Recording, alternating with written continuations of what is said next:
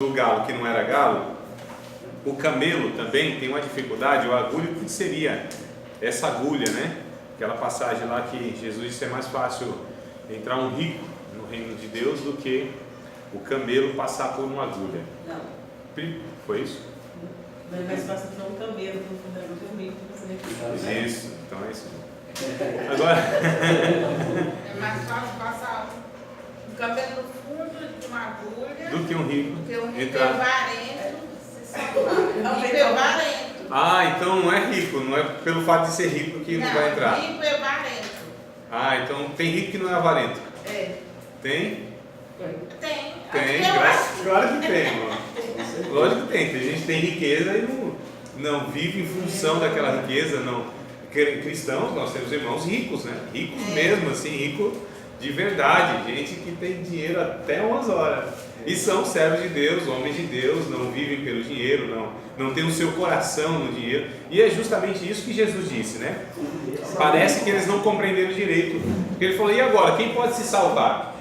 Já que o rico não pode entrar no reino de Deus. Porque na visão judaica, o sinal da aprovação de Deus e da bênção de Deus era as posses que eles tinham, né? Então, se Jesus disse que os ricos, ou seja, na cabeça deles, aqueles que eram aprovados por Deus, abençoados por Deus no âmbito da questão material, se eles não entrariam, quem entraria? E eles perguntaram, então quem vai entrar? Aí Jesus explica, não são os ricos, são aqueles que confiam nas riquezas, que no caso é o rico avarento, ou seja, aquele que é preso no dinheiro, né? Não tem problema em você ter muito dinheiro, irmão, glória a Deus.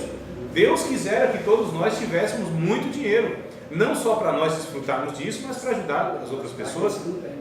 Então a riqueza não é uma maldição, a riqueza é uma bênção de Deus, né? Só que a gente não deve prender o coração nisso. Aqui que está o X da questão, aqui que mora o perigo, na verdade. E de fato são poucas as pessoas que sabem lidar com o dinheiro dessa forma, tendo muito, mas não se prendem, não são gananciosos, são generosos. É gente que de fato usa as suas riquezas para abençoar o reino de Deus, abençoar pessoas. Louvado seja Deus. Nós temos que orar, inclusive, para que muitos ricos se convertam e usem essas riquezas, inclusive, em prol do reino de Deus. Sim, meu irmão. É como eu estava vendo a parábola do rico e do Lázaro, né? O rico não foi para o Hades porque ele era rico, nem o pobre para o céu porque era a conduta, né, diante de Deus. Né? Exato. A pobreza também não é uma virtude. Não tem virtude nenhuma na miséria, ficar contando moedinha no final do mês para pagar a conta. Deus me livre. Isso, né, irmão? É uma agonia muito grande. Então não há virtude. Não é que todo pobre vai automaticamente para o reino de Deus só porque é pobre, todo rico, por ser rico, não tem nada a ver. Até porque aí tem uma contradição, né? Se fosse assim, judeu nenhum ia para o céu. Porque o judeu é a raça mais rica do planeta. É uma das mais, isso. Então, irmãos, o rico aí, Jesus, vamos trazer para o camelo, para a história, o cenário. Então, quando diz assim, mas o que Jesus quis dizer com essa questão de que é mais fácil o camelo passar por o fundo de agulha, é isso, né? O camelo. Há uma dificuldade na tradução, porque a palavra corda e camelo, elas são muito semelhantes, tá certo? Corda e camelo. Então, lá no original, na língua grega, na tradução não se sabe ao certo se Jesus estava falando sobre um camelo ou uma corda. Aí diz assim, não, mas o que Jesus queria dizer, um camelo passar no fundo da agulha, o fundo da agulha seria uma das portas de Jerusalém, uma das portas, né? Era conhecido como agulha, por ser muito pequena. Passava-se só um homem ou um camelo abaixadinho e sem carga nenhuma, tá? Essa porta ela ficava aberta à noite, ou poderia à noite ser entrada por ela, né? Nas muralhas de Jerusalém, então tinha 12 portas, e uma das portas tinha o nome de agulha por ser muito estreita e etc. Então há essa possibilidade, ou seja, que um camelo não entraria ali. Desculpa, um homem abaixado entraria, um camelo não. Eu falei aqui alguma coisa errada, falei que camelo abaixado. A informação não é essa. A informação é que um homem agachado entraria por essa porta, mas um camelo de maneira nenhuma, nem com bagagem nem sem bagagem, tá certo? Então seria impossível um camelo entrar ali. Aí outros entendem, não, Jesus está falando de uma corda mesmo, entrar por um fundo de agulha, que também seria impossível. A corda é algo, um fio grosso, né? Mas a questão, a importância de sabermos se era de fato um camelo animal ou se era uma corda, isso não faz diferença na interpretação do texto. Porque o que Jesus estava colocando é algo impossível. E aí sim, ou o camelo entrar naquela porta, ou a corda na agulha, é impossível. Então aqui está a essência do texto. Então tem detalhes, irmãos, que a gente não vai saber ao certo qual é, que é esse caso, por exemplo. Aí você vai pegar comentaristas, alguns falam, não, Jesus estava falando de uma corda, uma agulha mesmo. Não, Jesus estava falando de um camelo nessa porta de Jerusalém que tinha o nome de agulha. Então assim, quem está certo? Bom, isso não importa na verdade. O que importa é a essência do que Jesus queria transmitir nesse texto. Tá certo? Então aqui que a gente tem que se prender. Senão a gente fica também em muitos detalhes, gasta muito tempo desnecessariamente e a gente fica discordando de coisa que não tem porquê. Mas voltando... Lá em Israel eu vi essa agulha. É a porta, né? Olha, vocês foram lá, então tem mesmo. Não, não é bem uma porta pequena. O muro é muito grande, é um murão alto, né? Sim. E ela fica em cima, é bem fininha mesmo. É pequena. É pequena, compridinha assim. O rapaz falou, a agulha de vocês aí, que deve ter o Moisés que é lá. Sim. Ela é bem fininha, não o quê? Mas Isso.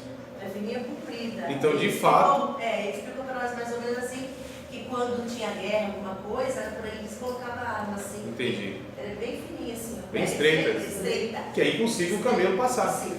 É impossível. Então Ela essa... tem o formato mesmo daquela ponta de agulha mesmo, né? Comprida e fina, né? Compridinha e fina. Agora percebe como que a geografia ajuda? O que é isso? Vocês foram lá, então a geografia ajuda. Nem todo mundo tem a oportunidade de ir para Jerusalém, né? Tomara que nós tivéssemos É o todos... mesmo caso que o professor falou do galo, Exato. que a gente estava andando no meio da rua e de repente ouvia ou um sino tocar longe, né? Uma trombeta, um sino. Isso. Ou de repente uma pessoa gritava, né, bem? Você lembra? E quando uma gritava, todo mundo gritava junto. No horário da oração, todos vocês gritavam, de repente sai grito. Aí eu lembrei que muitas vezes poderia ter sido assim, acho que o momento do Cristo. Exatamente, De exatamente. repente você estava andando na rua, você falou, aquele negócio seu. Olha que privilégio tem ir para a terra de hoje, né, de Jerusalém, porque você tem essas informações e você visualiza. É o que eu quero trazer para vocês aqui. Mas, professor, sim, vai, tudo posso. Eu creio. Oh, meu pai, eu creio. Isso é profecia, né, mano? Me agarro nessa palavra do Senhor Antônio. Isso é a palavra do Senhor Antônio, né? Do Senhor Jesus, não. Mas sobre a tua palavra, eu acho que vai dar certo. Amado, vamos fazer esse. Não quero não, deixa. Vamos primeiro, senão a gente tem um monte de informação. Bom, eu quero ler dois textos com vocês, que é Mateus 20 e 29.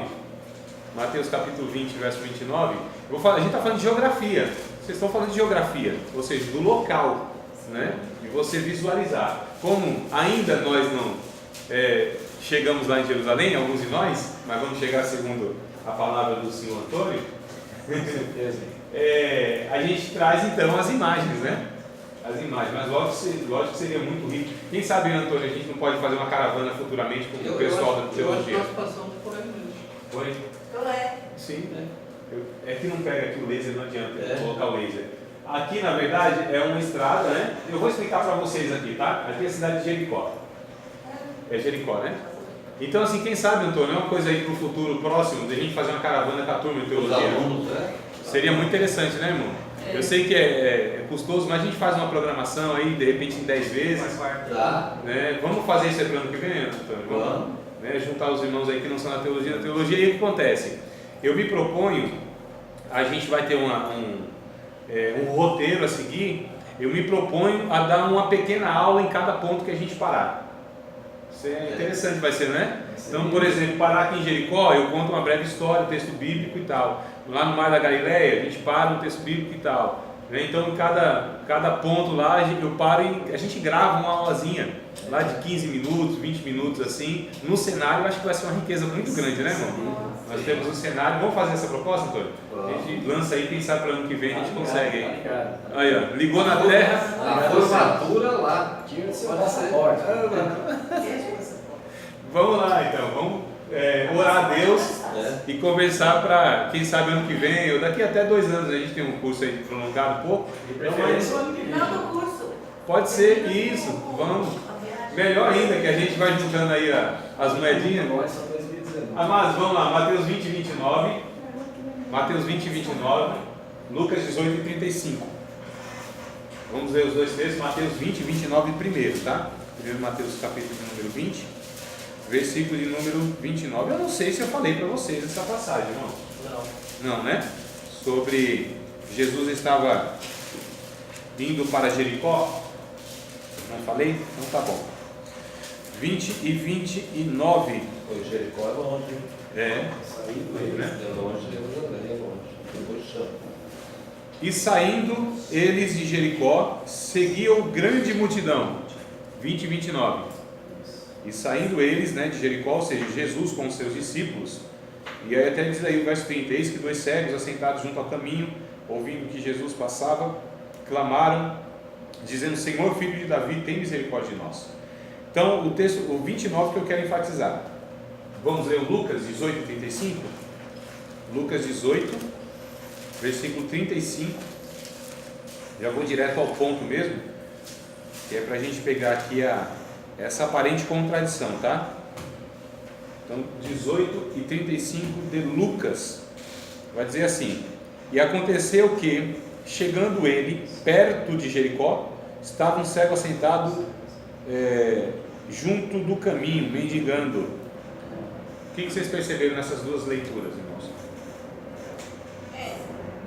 Em Mateus tá os 2 cegos de Jericó, né? Isso. E o outro é o cego de Jericó. Isso, é outra observação que eu quero fazer, mas antes, o 29 e o 35. Depois a gente fala do cego sim. Um está saindo de Jericó, outro está chegando perto de Jericó. Um estava Não está saindo e outro entrando, mas é a mesma ocasião. Opa, tem alguma coisa errada aqui. Como que Jesus ao mesmo tempo está entrando e está saindo?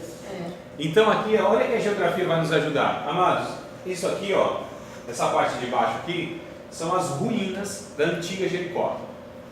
Essa parte de baixo aqui, tá vendo? Ó? Tá vendo que tem ruínas? Né? Algumas coisas, alguns muros aí pela metade, tá? Uma escada aqui não dá lugar nenhum. Isso aqui são ruínas. Inclusive tem um cercado aqui, ó, os irmãos até podem me ajudar aí, se foram lá no local. Percebam que são locais onde se transita pelo meio, ó, são passarelas. Isso aqui é ponto turístico, não mora ninguém, não tem como. Então são ruínas da antiga Jericó, essa Jericó que Deus amaldiçoou lá no Antigo Testamento, que diz que nunca mais seria edificada. Saddam Hussein tentou edificar, tentou reconstruir essa cidade. Saddam Hussein, iraquiano, né? Ele tentou reedificar, não conseguiu. Deus amaldiçoou e acabou. Ele falou que nunca mais ia ser construída, não ia ser mesmo, não foi. Isso aqui são as ruínas. Aqui tem uma estrada e você vê aqui então a Jericó atual, que é chamada Nova Jericó. Já havia isso aqui no tempo de Jesus. Nos tempos de Jesus já havia as ruínas da antiga Jericó e havia, só que nos tempos de Jesus ainda havia algumas pessoas aqui, nessas ruínas, transitavam e tal. Então Jesus passou por aqui. Então o texto vai dizendo o quê? Um evangelista ele vai enfatizar: Jesus estava saindo de Jericó. O outro vai dizer que ele estava entrando em Jericó. Ou seja, saindo da antiga e entrando na nova.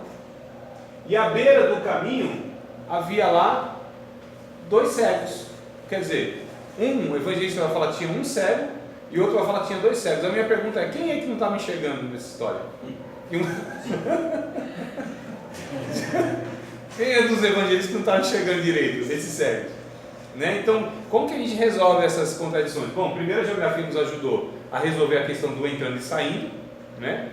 Por essa imagem tranquila. Então, um estava enfatizando, lembra que eu falei que são relatos da vida, ministério, né, de Jesus? Então, um estava enfatizando o quê? Ele estava saindo de Jericó, estava errado? Não. E o outro está dizendo, está entrando em Jericó, estava errado? Não, os dois estão certos. São pontos de vista abordados. Um queria enfatizar o quê? Que ele estava saindo dessa Jericó e encontrou os cegos. E um cego. Aí o outro está dizendo que ele está entrando em Jericó e encontrou 2 cegos. Todos eles estão certos, só que são enfoques diferentes. E a verdade, tinha um cego ou 2 cegos? Tinha 2 cegos.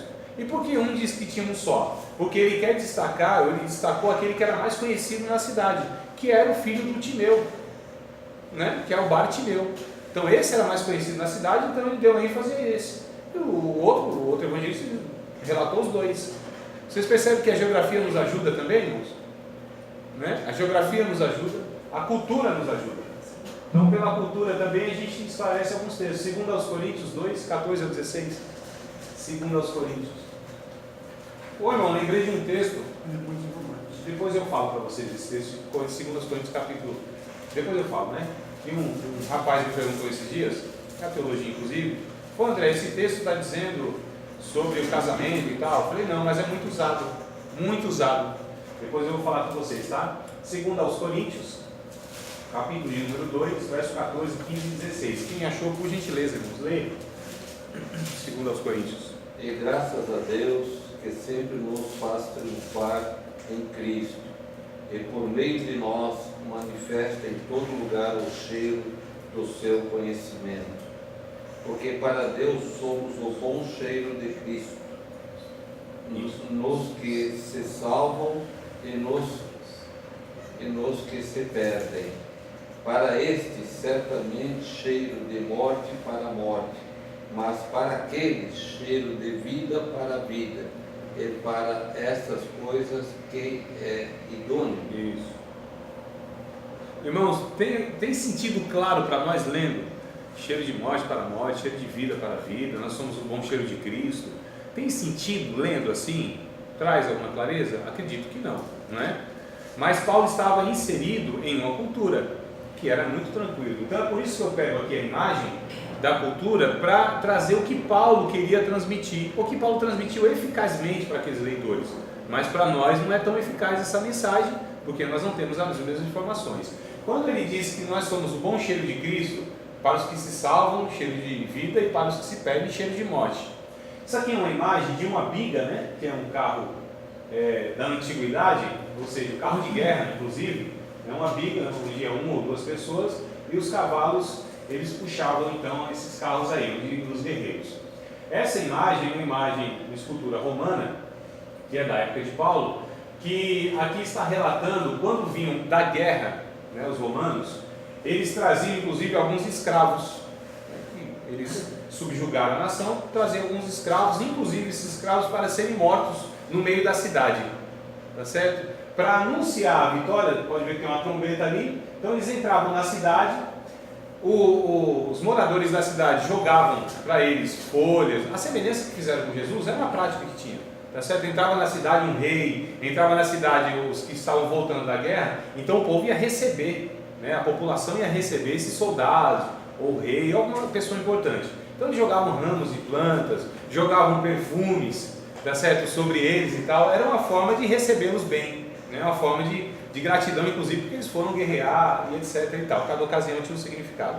E aí no caso eles vêm trazendo e arrastando escravos também, e esses perfumes eram jogados para eles, só que esses perfumes tanto eram jogados nos soldados quanto nos escravos, mas para quem vinha da guerra como soldado vitorioso, então o cheiro era cheiro de vida para os que foram salvos, e cheiro de morte para aqueles que no caso estavam vindo para serem mortos. Então percebe, amados? O sentido agora fica mais claro, né? O que Paulo estava tentando transmitir é isso. Então, nós que somos salvos, nós somos o bom cheiro de Cristo. E nós somos o perfume de Cristo. O perfume de Cristo para os que são salvos, então é perfume para a vida. E para aqueles que são perdidos, é perfume para a morte. Então nós exalamos esse perfume de Cristo. Percebe como quando a gente traz essas informações básicas, coisas simples. Aqui é a cultura, porque eu estou recorrendo à cultura, nós recorremos à geografia, aqui é a cultura. Isso vai enriquecendo o texto e vai nos trazendo então um sentido mais claro, irmãos. Percebe a importância de tudo isso? Que é coisa simples, não é?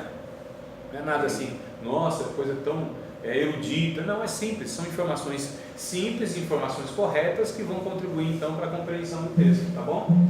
O exercício que eu proponho também, toda vez que a gente lê um texto, não pode ler de jeito nenhum só um texto assim, um versículo, não, até pode, não tem problema. O problema maior não é ler o texto ou não ler o texto, tá certo? É justamente também a gente fazer esse exercício, a gente analisa o texto, o contexto todo, melhor dizendo, e a gente analisa o texto dentro do contexto. Então, por exemplo, eu pegando aqui um versículo, né? Mas ainda que nós, o mesmo, um anjo vindo do céu nos pregue o evangelho, que além do que temos pregado, seja anátema, Gálatas 1:8. Então percebe que nós podemos pegar expressões ou verbos ou sei lá, advérbio e fazemos perguntas para o próprio texto. Nós quem? Quem é que estava falando? E Paulo estava se referindo a quem? Qualquer um que anunciasse outro evangelho. Então quando ele disse nós, ele está falando nós apóstolos ou qualquer outro, ou ele, Paulo ou qualquer outro apóstolo que anunciasse o evangelho, qualquer um, tá certo? Veja bem, ou mesmo anjo, né? Um anjo anunciar o evangelho, ele estava se referindo, Satanás era um anjo e arrastou um terço dos anjos do céu. Então, anunciar outro evangelho é possível sim a um anjo. O que diz 2 Coríntios capítulo 11? Que o próprio Satanás se transfigura. Não, tira outra foto, para tirar do perfil. Outro anjo. Irmãos, depois eu passo esses slides para vocês. Todos esses slides aí eu passo para vocês, desde o começo que eu passei. Depois me lembra, eu preciso lembrar, que eu jogo no grupo, aliás. Jogo no grupo aí. PowerPoint, se você quiser usar em outra ocasião, aula, isso aí alguma coisa, fique à vontade, não tem direito autoral não. Então Paulo disse em 2 Coríntios capítulo 11 que Satanás se transfigura em anjo de luz, e não é muito maravilhoso que os seus ministros se transformem em ministros de justiça, ou seja, que é possível Satanás usar inclusive ministros travestidos de ministros do evangelho e pregar um outro evangelho. Nós sabemos que tem alguns por aí que são enviados de Satanás mesmo, e tem nome de pastor, tá certo? Estão em igrejas ditas evangélicas, mas são pessoas que disseminam a heresia, outro evangelho. Não vou falar nomes aqui, outra ocasião a gente fala mesmo, não tem problema. Não é antiético quando a gente denuncia, no caso, um falso profeta, tá certo? Uma coisa é falar mal dos outros, outra coisa é exercer discernimento. Exatamente. Falar mal é uma coisa, exercer discernimento para falso profeta é outra coisa. Então, quando eu falo do Valdomiro Santiago, quando eu falo do R.R. Soares, quando eu falo do Edir Macedo, quando eu falo do Agenor Duque, quando eu falo de outros mais, aí cito o nome, eu estou denunciando falso profeta, falsos ensinos, e estou exercendo discernimento doutrinário, bíblico e espiritual, tá certo? Então não me entenda mal, né? Placa de igreja a gente não é o caso aqui, porque eu entendo que em todas as igrejas tem gente salva. Eu entendo até que em igreja tem gente salva. Nas igrejas a gente encontra tudo, até a gente salva dentro das igrejas, né? Então eu falo assim, não, igreja tal não tem ninguém salvo lá, não, eu sou o quê? A quarta pessoa da Trindade para discernir isso?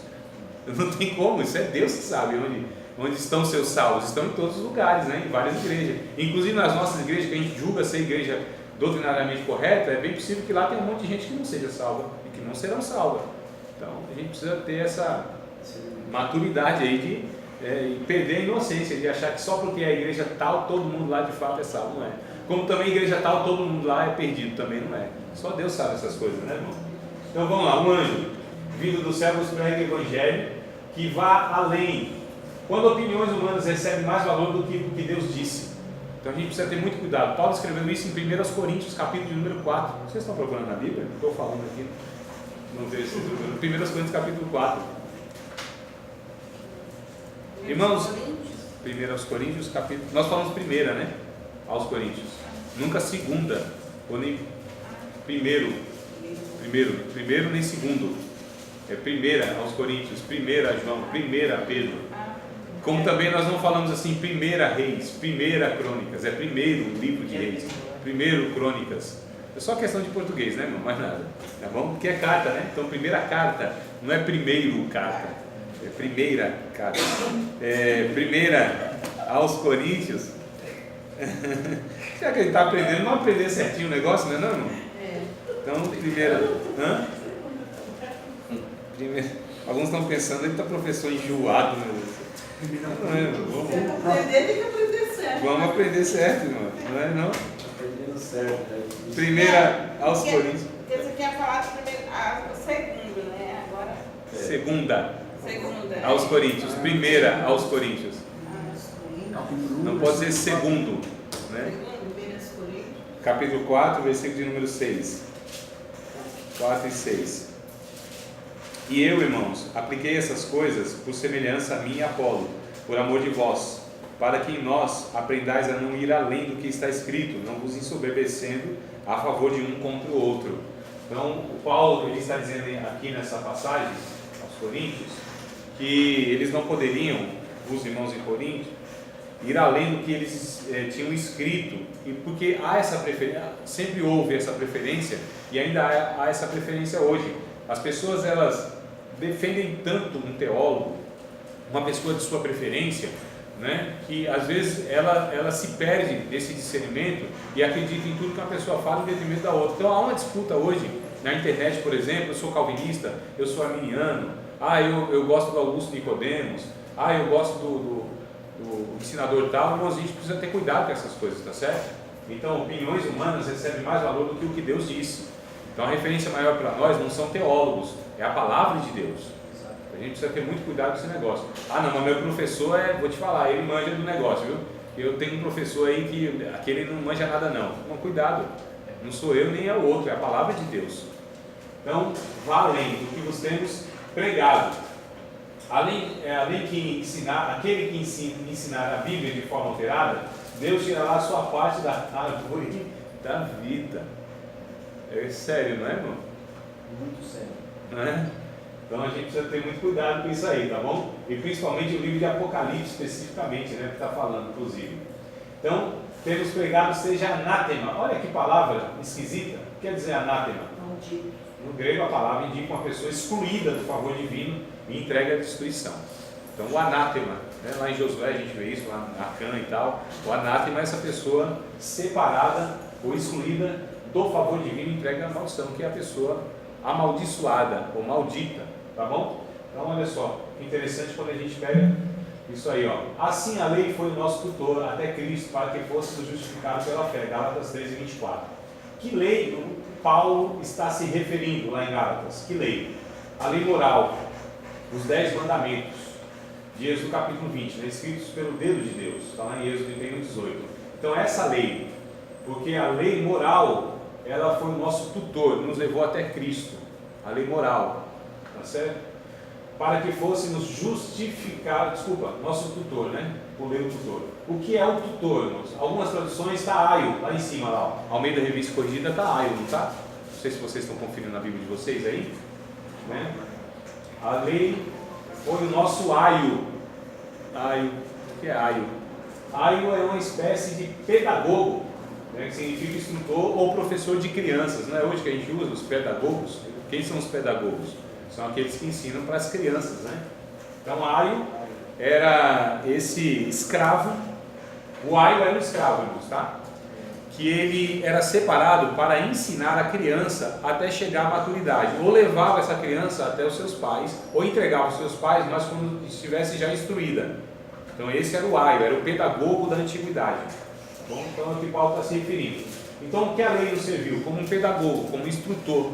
A lei do Antigo Testamento serviu para isso, para nos levar até Cristo, tá? Pela lei vem o conhecimento do pecado. A lei mostra nosso erro e nos conduz à solução. A lei era insuficiente para salvar, a lei não salvava ninguém. Para que serviu a lei? Então Paulo vai dizer em Gálatas, para nos levar até Cristo, para nos levar até a maturidade, até o conhecimento de Cristo. Ela apontava para Cristo. Então a lei teve o seu cumprimento, tá certo? Em Cristo cabalmente se cumpriu a função da lei. A lei hoje é disfuncional, a lei hoje é inútil, a lei hoje é ineficaz para salvar, hoje sempre foi. A lei não tem mais validade, irmão. Perdeu o prazo de validade, está vencida. Então hoje é Cristo que nos basta, né? Para que fôssemos justificados. Ninguém será justificado diante dele, melhor dizendo, por obras da lei. A justificação é recebida pela fé, provida pela graça e confirmada pela obediência da fé. Romanos 3:31 está escrito isso. Então, Paulo está dizendo que a lei moral, nos levou, né, até Cristo, para que nós fôssemos justificados, ou seja, inocentados. A lei não justificava ninguém. E pela fé está plenamente convicto que Jesus pode cumprir o que prometeu. A justificação é fruto da confiança na justiça de Cristo, não na nossa. Então ele vai trabalhar a questão da justificação pela fé. Olha só, em um texto nós conseguimos extrair isso, mas percebam que tem contextos ou textos paralelos ou referências que dizem respeito a esse assunto e que vão contribuir para a compreensão. Então é assim que a gente estuda a Bíblia. Quando a gente pega um texto, nós vamos pegar em toda a Bíblia, né? Perceba que nós somos no Antigo Testamento, mas nós somos também, no Novo Testamento e Romanos, tá? Então nós vamos pegando aí referências da Bíblia do mesmo assunto para que a gente possa reforçar aquela ideia. Tudo bem, amados? A gente faz de novo isso, ó. Houve tarde de manhã, o primeiro dia. Biblicamente, um novo dia se inicia logo após o pôr do sol. É interessante isso, né? Quando Deus cria lá, primeiro dia, ele diz foi a tarde e manhã do primeiro dia. Não foi amanhã e a tarde e amanhã. Nós sabemos, inclusive isso vai nos ajudar quando a gente lê os evangelhos, quando a gente lê lá em um evangelista que disse assim, acho que é Mateus, que diz que Jesus foi crucificado na hora 9ª do dia. Isso. Né? Aí você pega Marcos, se não me falha a memória, Marcos ou Lucas, é que eu estou puxando aqui o público que ele estava falando. Nós vamos ver sobre hermenêutica nos evangelhos, como que a gente lida com hermenêutica nos evangelhos, como que a gente lida hermenêutica nas epístolas, como que a gente lida em hermenêutica em Apocalipse. Então não é uma abordagem só em toda a Bíblia, tem livros que a gente vai usar em metodologias diferentes, tá? Hermenêutica é uma só, mas como que a gente aborda livro poético, por exemplo? Como, é literal? Não é literal, eu não posso pegar literalmente, é por isso que a gente pega Salmo e diz assim, irmão, mas aqueles que pegam Filipenses capítulo 4, verso 13, aí vai pegar também alguns textos, como por exemplo, Davi dizendo, sou velho, já fui moço, nunca vi a descendência do justo mendigar o pão, nem a sua descendência, né? O justo desamparado. Desamparado, nem a sua descendência a mendigar o pão. Olha aí o que Davi está dizendo, opa irmão, aqui é um texto poético, aqui é uma experiência pessoal de Davi, não quer dizer que a gente pode fundamentar doutrina nisso. Percebam como é muito perigoso a gente pegar textos assim aleatoriamente e não identificar essas questões. Então são falas poéticas. Se a gente pega, eu sei que alguns queriam, irmão, que aquilo fosse verdade. Davi orando no Salmo, Senhor, arrebenta os meus inimigos, quebra-me os dentes, atravessa pelo meio, quebra o seu maxilar, está escrito lá. E alguns queriam orar assim que desse certo esse negócio. Eu sei que tem uns crentes que às vezes até pensam que isso é verdade, né, irmão? Eu chego em absurdo, em ouvir de irmãos falando assim, estou orando para fulano aqui, para Deus pesar a mão, está debaixo do meu joelho. Eu já vi umas conversas assim. Isso não tem nada a ver com o Novo Testamento, irmão. O Antigo Testamento é outra configuração. O Antigo Testamento é outra conversa. No Antigo Testamento o povo mesmo desejava que os inimigos de Deus fossem dissipados, mortos.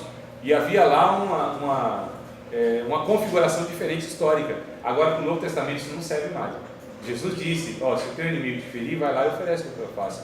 Orem pelos teus inimigos, aqueles que te perseguem, falem mal de vocês. Então Jesus veio ressignificando a lei. Lembra que eu falei? Que ele veio cumprir a lei? E ele disse, os antigos nos disseram que é olho por olho e dente por dente. Eu porém vos digo, amai os vossos inimigos, orai por aquele que vos maltrata e vos persegue, abençoai os que vos amaldiçoam. Então Jesus ele cumpriu o Antigo Testamento e ele ressignifica o Novo. Você está falando disso aí, é que o povo naquela época pensava que vinha um para salvar o mundo ali e queriam que eles salvassem do modo deles, acabando todo o povo matando tudo lá, né? É assim. Jesus veio para mostrar que era diferente. Que era não, assim, lá, meu irmão, a gente quando percebe a oração desses irmãos, primeiro, que eles não oravam para uma justiça pessoal, não era justiça própria. Quando eles oravam a respeito dos inimigos de Deus, eles estavam zelando pelo nome de Deus. Então quando eles dizem, Senhor, faz justiça, eles estavam, na verdade, não é querendo justiça pessoal, eles queriam zelar pelo nome de Deus. Quando Deus disse assim, Moisés, eu vou destruir todo mundo aqui, vou acabar com todo mundo, de você eu vou fazer uma nova nação, um novo povo. Aí Moisés se preocupou, disse, não Senhor, que vão falar do Senhor entre as nações? Que o Senhor não teve poder para introduzir esse povo na terra prometida, o Senhor tirou do Egito, não teve condição, matou todo mundo no deserto, o que vão falar do Senhor? Então vocês percebem, irmão, que aqui não é uma justiça própria, é um desejo que Deus seja honrado, glorificado, que é o contrário que muitos hoje pensam. Jesus corrigiu isso quando os discípulos, Jesus foi na cidade de Samaria, né, na terra do samaritano, aí falou para os seus discípulos, entra lá e prepara uma pousada para a gente. Como que receberam os judeus samaritanos? Escorraçaram, isso aqui vocês não têm pousada coisa nenhuma, seus judeus vão para longe. Voltou, irmão, tal do João, discípulo do amor. Senhor, a gente quer que a gente faça igual Elias, manda descer fogo do céu e consuma todo esse samaritano lazarento? Jesus diz, calma, vocês não sabem de que espírito vocês são? Não é mais no espírito de Elias, não é mais aquela configuração. Calma, Joãozinho, tu vai aprender que não é assim não, tá certo? Não dá fogo. Tem uns cristãos ainda que vivem nessa perspectiva do Antigo Testamento, irmão, amaldiçoando, né? Ora, diga alguns irmãos aí que... O apóstolo Paulo Saulo foi um desses, estava matando pelo zelo da casa com Deus. Olha só, Ele achava que estava certo. na cabeça dele, ele estava fazendo o quê? Zelando. Zelando. E aí depois ele escreve, é interessante que Paulo depois escreve aos Romanos, irmão Antônio, que ele vai dizer que os judeus, eles têm zelo, mas sem entendimento. Né? Então havia um zelo, mas sem entendimento. E o zelo sem entendimento é um perigo, irmãos. Né? Não basta só ter a honestidade, a boa vontade e a sinceridade, é preciso ter um entendimento. Porque essas coisas sem entendimento, você erra, você peca, você faz o que não deve. Então há muitas pessoas zelosas por Deus, mas sem entendimento acabam pecando, acabam fazendo aquilo que Deus nunca ensinou a fazer. Então não basta só um coraçãozinho puro, não basta só uma auréola em cima da cabeça, tá certo? É preciso ter um entendimento adequado biblicamente falando.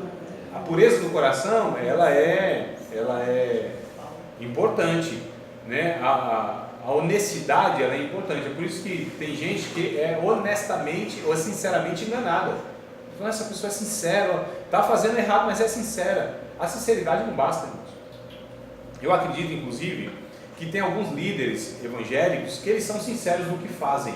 Alguns não, são picaretas, são gente mal intencionada, de má índole, mau caráter mesmo. Mas tem pessoas que são sinceras, né? Muitos irmãos nossos, que a gente tem até contato e tal, você fala assim, nossa, que bobagem que está fazendo, que futilidade, o negócio não tem significado nenhum, coisa que... Mas eles são sinceros, né? E Deus muitas vezes honra a sinceridade dessas pessoas, só não aprova o que elas fazem. Exatamente. Então há essa questão também. E aí é lógico que se Deus honra a sinceridade, então vamos continuar na ignorância? Claro que não.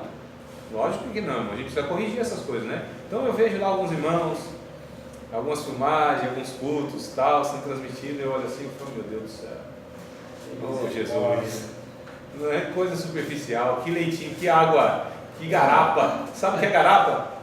Que garapa, Gostoso. é bom, mas é insuficiente para alimentação, né, mano? A garapinha é bom, né? A garapinha, para quem não sabe a garapa aí, alguns tem como água com açúcar, não é água com açúcar não, na verdade é aquela fruta, as frutas que se colocam na água e o próprio açúcar da água faz a garapa, né? A minha terra é assim. Mas é insuficiente para alimentação, aquilo não alimenta ninguém. Então olha assim, ô Jesus, olha o povo só na garapa. Mais ou menos, é mais fraco ainda que caldo de cana. É mais fraco, caldo de cana ainda é um negócio mais consistente, que é da açúcar puro também. Mas é assim, eu falo, meu Deus, mas vamos caminhar junto, vamos instruindo, esse é o nosso papel, né, irmãos? Então a gente também não fala assim, olha aí, povo tudo herético e tal, falso, não, a gente olha o coração. Se o coração é reto, se o coração é sincero, então nós vamos trabalhar a questão teológica. Tá, irmão? Então a gente não tem essa soberba teológica de todo mundo que teologicamente está errado, a gente já joga no limbo do inferno. Eu vi uma pessoa esses dias que iam fazer um sorteio na igreja, né? Então tinha um negócio a sortear e a pessoa nunca ganhou, né? Não, outros ganham, né? Mas ela não. É o azarado de Jeová. Então ele foi sortear e falou assim, acho que eu vou fazer uma macumba aqui para frente. Uma mandinga, uma mandinga santa. Uma macumba gospel.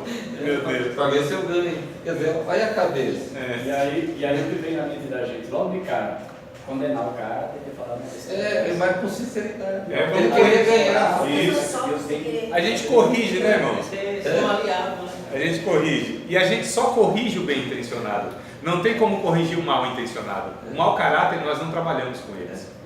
A gente trabalha com os regenerados, irmãos. Teologicamente falando, tá? Teologicamente Mas falando. a pessoa não sabe. Exato. O Samuel, esses dias, aqui, falou que o irmão foi servir a ceia, mas é o irmão, acho que falou, não sei o que era lá, ele falou que o irmão falou uma expressão que nunca tinha visto também, referente ao pão. Olha aí. Né? E às vezes a pessoa não entende se ensinar. Isso, claro. Não é que é mal intencionada a pessoa. É ignorante. Não sabe. É ignorante. A Bíblia diz que Deus não leva em conta os tempos da ignorância, mas anuncia hoje que todos se arrependam. Então, não é que a ignorância ela deve ser conformada. Não, Deus, o tempo da ignorância eu não estou considerando não, mas eu estou anunciando para você agora, te alcancei agora, então se arrependa. Conserte, é isso que a gente está procurando fazer. Então, vamos lá, irmão, voltando, que eu nem sei porque eu entrei nesse. Vamos mudar. Não, tarde de manhã, interessante. Tarde de manhã. Ah, tá. Porque o dia termina às 6 da tarde. Isso, exato. Hora nona. Isso aí a gente Exato, a hora nona, obrigado, meu amigo. A hora nona está escrito no evangelista, e a outra está dizendo que foi a hora que Jesus foi crucificado. Uma hora nona e outra hora terceira do dia. Falou, tem alguma coisa errada. Não, aqui é uma referência que é pego. Referência, uma da contagem romana e outra da contagem judaica. A contagem romana, que é o nosso calendário, o gregoriano, melhor dizendo, né? Mas são semelhantes. A referência é que o dia começa o quê? Às 0 horas. Então 9 horas da manhã, que hora é com essa referência? 0 hora, 9 horas da manhã, hora nona, né? Mas para o judeu, o dia começa às 6 da manhã. O dia não começa às 6 da manhã, o dia começa às 6 da tarde. O dia começa às 6 da tarde. Então, por exemplo, sexta-feira, 6 horas, para eles é considerado sábado. Exatamente. Né? Então, 6 horas, só que é contado 4 vigílias à noite, das 6 às 9, primeira vigília, 9 à meia-noite, segunda vigília, meia-noite às 3, terceira vigília, 3 às 6, quarta vigília. Pedro negou Jesus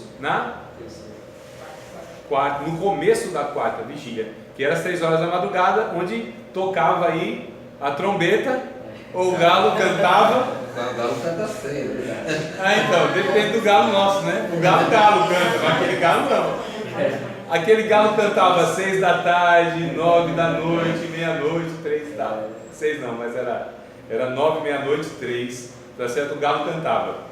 Então 6 horas começa aí desculpa, 6 horas da tarde começa o dia judaico.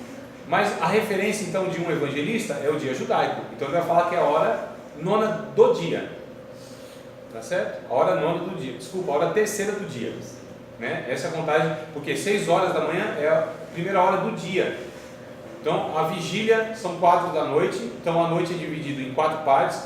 E o dia é dividido em 12 horas. Jesus não contou uma parábola que no 1/10 dia, um trabalhador chegou lá para trabalhar, 1/10, 11. 1/10 é 11. 11 horas do dia, que hora que seria? 5 horas da tarde. Porque a hora 12 do dia é 6 horas. Entenderam? Trabalhou 1 hora. Exato. Mas entenderam a contagem, a referência? Então a judaica vai falar assim, a hora terceira, tá certo, é a hora terceira do dia, porque o dia começa às 6 horas para o judeu. Agora na contagem não sendo judaica, então a hora é a nona. A hora terceira do dia, então seria 9 horas da manhã. 9 da manhã. E a hora nona, 9 horas da manhã. Só que a referência é diferente. É por isso que quando a gente lê aqui, essas informações vão nos ajudar quando a gente lê. Porque eu falei para vocês, pega um texto lá, em Mateus, por exemplo, pega lá se tem o mesmo texto e outro. Aí você se depara, mas Mateus está falando que Jesus foi crucificado. Quando a gente toma essa posição de observador, essas coisas vão começando a nos chamar a atenção. É por isso que eu já estou alertando vocês, olha, cuidado quando começar essas aparentes contradições, então vamos buscar as informações, o porquê que ele disse 3 horas e o outro disse 9 horas. Será que tem algum erro? Então, busca as referências. Percebe? O estudo é trabalhoso demais. Né? Você está falando, nossa, mas quanta dificuldade, exato. Mas quando a gente chega à conclusão, a gente chega à conclusão correta da Bíblia. Né? Aqui que está a vantagem, irmãos. E não tem nada fácil, nada. Tudo, de fato, tem o seu preço, o seu esforço necessário. Então, a tarde e manhã, tá certo? Biblicamente, o novo dia se inicia logo após o pôr do sol. Né? E manhã. Em João 11:9, Jesus se refere a essa parte do dia. Não são 12 as horas do dia, ou seja, da manhã. Se alguém andar de dia, não tropeça porque vê a luz do mundo. Então, manhã como sendo dia. O primeiro, na Bíblia, sempre Ion, né, que é uma expressão hebraica, estiver acompanhado de um numeral, o seu significado de um dia literal de 24 horas. Há 2 opiniões, tá, irmãos? Eu já quero colocar aqui, eu trouxe uma opinião, mas tem 2 opiniões. Que o dia lá da criação é dia de 24 horas mesmo. E aqui até tem um argumento onde aparece aí essa palavra acompanhado, né, com o numeral, quer dizer de 24 horas. Alguns entendem que não havia esses dias de 24 horas por nem haver sol nem lua, que é o que vai regulamentar essas 24 horas. Tá? Então são as 2 opiniões. As 2 é possível biblicamente, mas eu estou trazendo aqui. Então que era 24 horas mesmo, e Deus criou o dia em 6 dias literais. Então foram 6 dias mesmo. Não foi assim um tempo maior do que isso, né? Para Deus a gente sabe que isso não tem dificuldade nenhuma, né? Então, até mesmo um dia, alguns vão falar assim, não, mas não foram dias literais, porque um dia para Deus é como 1000 anos. E 1000 anos como um dia. Então é muito possível que Deus tenha levado 6.000 anos para criar tudo isso. São opiniões que são possíveis. Possíveis. A teologia nem sempre vai nos dar a resposta exata e a clareza. Então, não vamos brigar por causa disso aí não. Dia em hebraico, hino, né? Substantivo masculino que pode significar dia, tempo ou ano. O contexto em que a palavra estiver inserida determinará seu significado. Então cuidado, não é porque em Gênesis lá a gente está falando que dia é dia literal, que todo o texto bíblico, onde aparece dia, quer dizer o dia literal. O dia de Deus, por exemplo. O dia de Deus não é um dia, tá certo? E essa questão mesmo, dia às vezes pode significar a questão de tempo. Números na Bíblia, irmãos, não só, não estou falando do livro de Números, também do livro de Números, onde aparecem muitos números. Inclusive é lá que nós vamos ter muitas dificuldades, porque às vezes aparece lá com contagem de 1000, milhares. A palavra no hebraico para designar 1000, ela é incerta. Nem sempre quer dizer 1000 literalmente. Tá certo? Então, tem lá não sei quantas 1000 pessoas. Nem sempre é questão de numerar o 1000.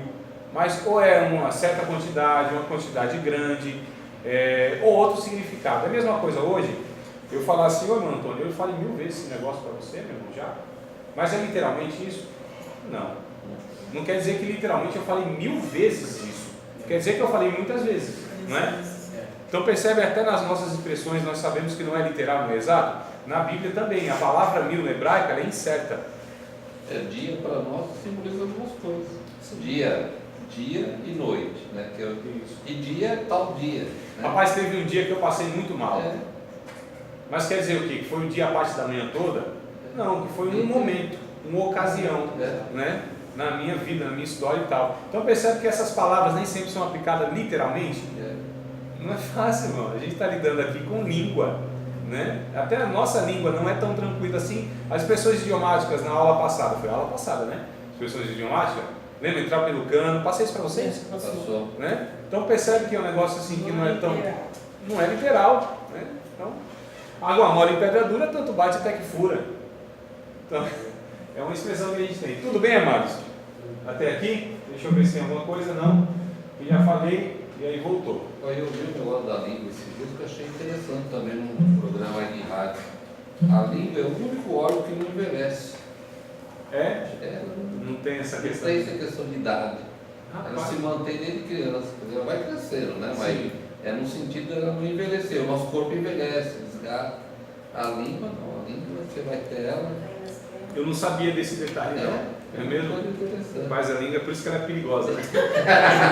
Perigosíssima. Meu Deus do céu. Aí ele falou de afiada, não fica cansada. Ela não cansa não, e a língua não cansa, né? A língua fala até não querer mais, né?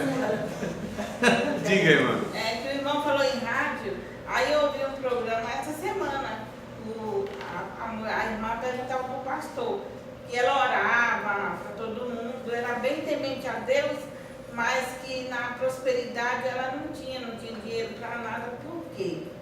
Aí ele falou um monte de coisa, só que eu não entendi nada.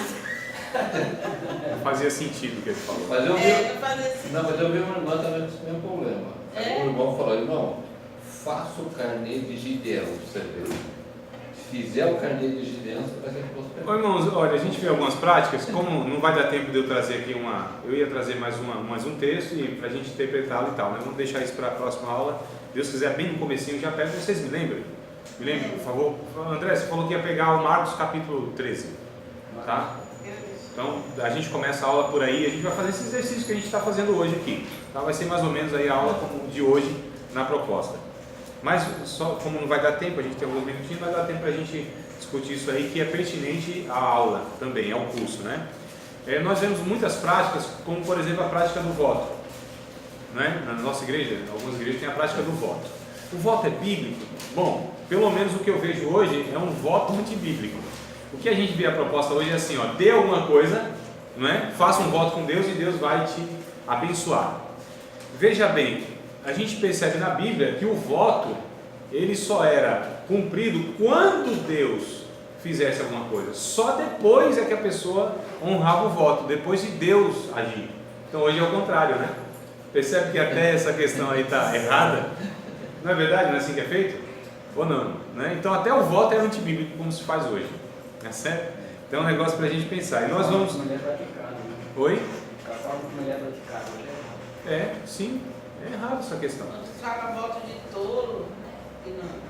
É quando a pessoa faz um voto a Deus e não cumpre, né? Isso, exato. Que aí no caso, na verdade, a Bíblia está ensinando a respeito de um caráter, né? Quando a gente fala que a nossa palavra tem que ser sim, sim, não, não, o que passa disso é de procedência maligna, é porque é um caráter que nós devemos ter. E de fato, é uma procedência maligna quando a pessoa tem duas palavras, quando a pessoa ela fala, mas desfala, né? De uma forma... Irmãos, é lógico que a gente não tem palavra de rei, a gente volta atrás em algumas ocasiões, não tem problema, não é isso que eu estou dizendo. Eu estou dizendo que você não tem um caráter firme, onde você não cumpre aquilo que de fato você empenhou a palavra. Então você empenhou a palavra, tem que cumprir, irmão.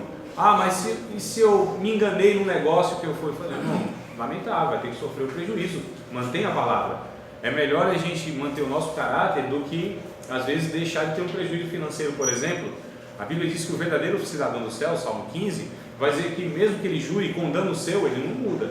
Então eu empenhei a palavra, às vezes eu fiz um negócio lá, já aconteceu comigo, fazer um negócio e depois eu falei, puxa, que bobagem, olha o prejuízo que eu vou ter, e eu vou voltar atrás? Não posso, amados, não devo, né? Então infelizmente... É para manter seu caráter. Isso serve de lição, serve de prudência a próxima vez, você avaliar um pouquinho melhor e tal. Então há essas ocasiões, a gente é tentado sempre, irmão, a querer escapar do... Não é fácil, né? A gente às vezes toma uma decisão precipitada e, poxa, e agora? Aquilo vai nos levar a algo que custou muito para a gente conquistar. Mas, irmãos, tem hora que a gente é provado nessas questões também.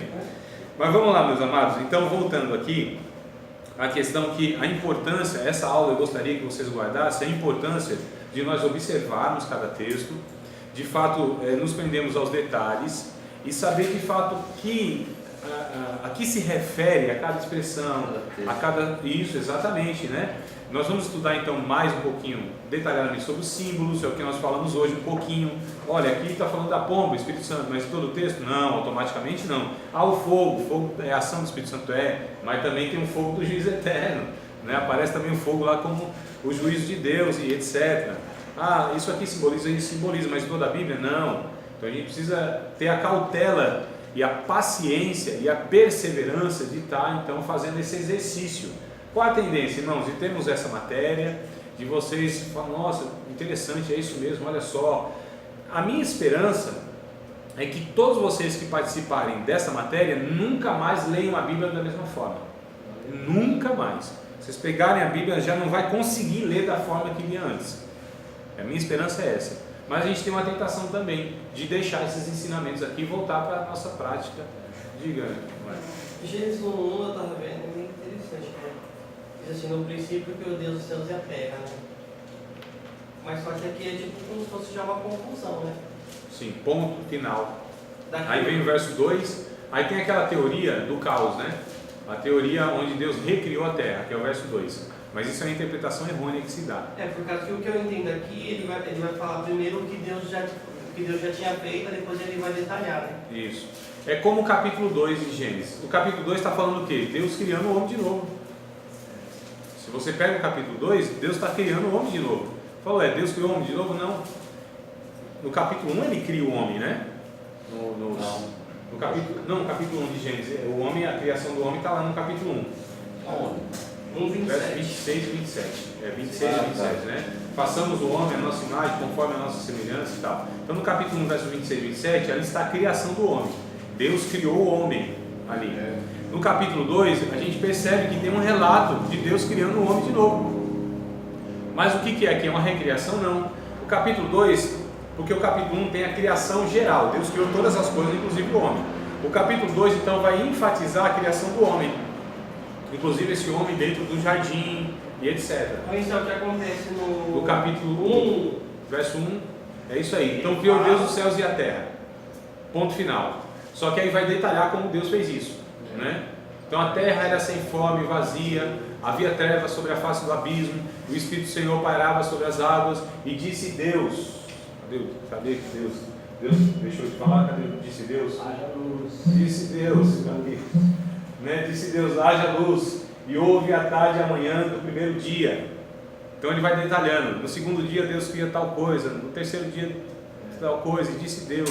Então vai detalhando dia após dia. Então essa é a questão. É uma forçação de barra quando você diz no verso 2 que é uma recriação, que é uma teoria teológica que tem. Tá? Tem até um quadrozão assim, ó, o plano de Deus através dos séculos, alguma coisa assim. Lourenço Walson, né? Se não me falha a memória, tá? Alguma coisa Walson lá.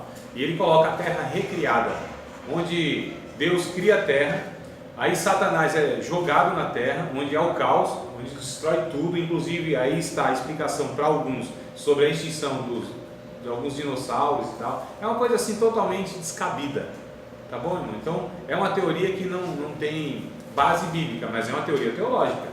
Então cuidado, nem tudo que é uma teoria teológica, elaborada e tal, nem sempre aquilo que está no livro está certo, né? Exato. Não desse livro, né? Do outro livro aí. Qualquer outro livro. É por isso que o senhor falou, né, da questão de você se identificar com o teólogo, alguma pessoa. Exato, tem que ter muito cuidado. Ser firmado na palavra. Né? Ele é passível de erro, né? Há uma questão muito interessante, assim, tá no livro, está certo, né? Tem gente que assim, se está no Facebook é verdade, né? Vai compartilhando. Vai, então, amados.